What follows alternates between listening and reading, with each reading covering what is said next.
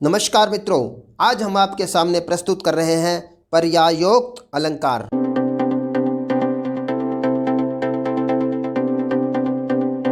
मित्रों, इस वीडियो में हम पर्यायोक्त अलंकार के सभी पक्षों के बारे में विचार करेंगे। पर्यायोक्त अलंकार के लक्षण और पर्यायोक्त अलंकार के उदाहरण भी देखेंगे और ये सभी हम करने वाले हैं साहित्य दर्पण के अनुसार। हमारी सीरीज का नाम है साहित्य दर्पण के अलंकार, जिसका ये 33वां भाग है। तो मित्रों, आइए शुरू करते हैं।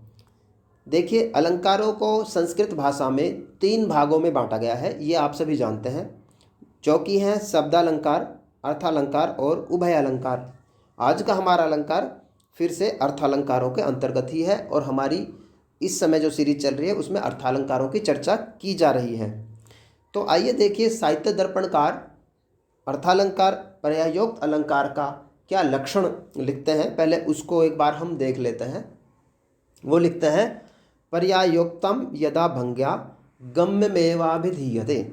अर्थात यदि किसी दूसरे रूप में व्यंग्य बात को ही अभिधा से कह दिया जाए तो पर्यायोक्त अलंकार होता है।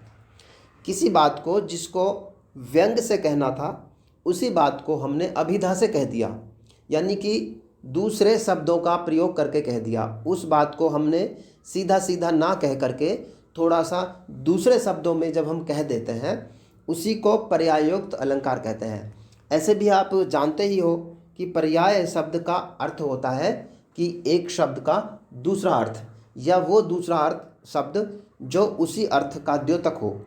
तो यहाँ पर जो पर्यायोक्त अलंकार हमारा है, उसमें क्या होता है कि जो बात हमें सीधे सीधे कहनी थी उसको उस तरह ना कहें, दूसरे शब्दों में कह दें, वो उस तरह कही जाए कि सामने वाले को चुभे भी ना और बात भी कह दी जाए। उसी को हम पर्यायोक्त अलंकार कहते हैं।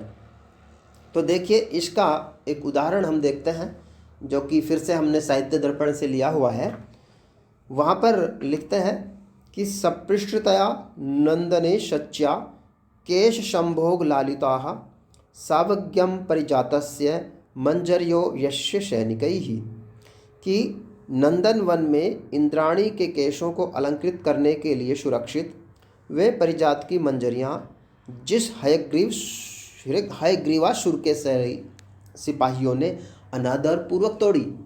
यहाँ पर हुआ क्या है कि एक वन है, नंदन वन, जहाँ पर इंद्राणी के केशों को सजाने के लिए पुष्प बोए गए थे, पुष्पों के वृक्ष बोए गए थे। वो केवल इसलिए थे कि इंद्राणी अपने केशों को उनसे अलंकृत करती थी। वहाँ पर जो पुष्प थे उनको अपने बालों में लगाती थी। वो केवल इसलिए थे, वो राजा की पत्नी के लिए थे। लेकिन जब हयग्रीवासुर ने वहाँ पर अटैक किया, उस पर हमला बोला, तो उन्होंने उसको हरा दिया राजा को। राजा को हराने के बाद जब राजा वहाँ से चले गए तो अधिकार किसका हो गया? हयग्रीवासुर का अधिकार हो गया। तो ये होता है कि जब भी कोई राजा जीत जाता है युद्ध में, तो वो जीते हुए प्रदेश को अपनी इच्छानुसार बदल देता है और उसके सैनिक वहाँ पर तोड़फोड़ करते हैं, लूटपाट करते हैं। तो जब हयग्रीवासुर जीत गया तो उन्होंने उस परिजात के वृक्षों को भी तोड़ दिया, जिन परिजात के वृक्षों से इंद्राणी अपने बालों में पुष्प लगाती थी। उसी बात को यहाँ पर कहा गया है। तो यहाँ पर यह नहीं कहा गया है कि हयग्रीवासुर जीत गया है, बल्कि ये कहा गया है कि हयग्रीवासुर ने इंद्राणी के केशों में लगाने के लिए छोड़े हुए पुष्पों को तोड़ दिया। पुष्पों को तोड़ने से ही यह विदित हो जाता है कि हयग्रीवासुर जीत चुका है।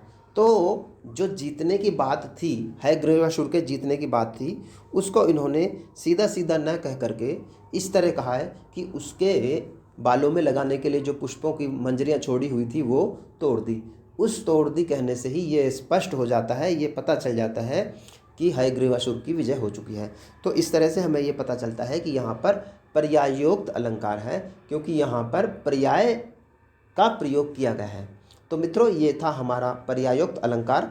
ये हमारा संस्कृत चैनल है, इसमें इसी तरह के बहुत सारे वीडियो आपको मिल जाएंगे। यदि आप संस्कृत के छात्र हैं तो आप इस वीडियो को सब्सक्राइब कर लें। आपको अलंकार पढ़ने हैं तो आप हमारी प्लेलिस्ट में जाइए, जिसका नाम है अलंकार। वहाँ पर हमने साहित्य दर्पण के सभी अलंकारों की चर्चा की है और जो अलंकार रह गए हैं उनको भी हम क्रमशः लेकर चल रहे हैं। इसके अलावा भी वहाँ पर आपको बहुत सारे अलग अलग तरह के वीडियो मिल जाएंगे जो आपकी संस्कृत की तैयारी के लिए सहायक होंगे।